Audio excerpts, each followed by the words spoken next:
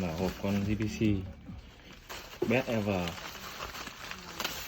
Mở hàng JBC rất là đắt tiền.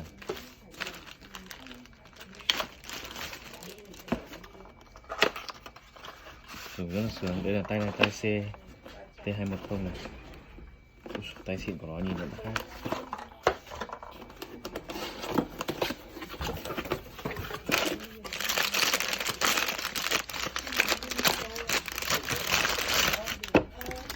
Power. This one.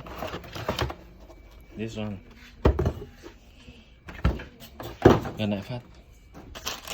This is the best one. Come on. So it's we can jump the touch ID. Oh, T2.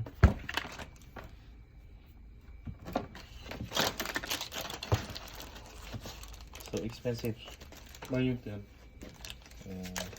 15.000. 15.000.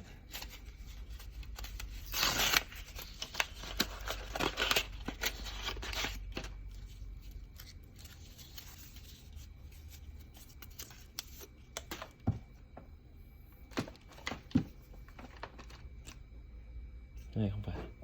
Cái này là T210. À đúng rồi, được.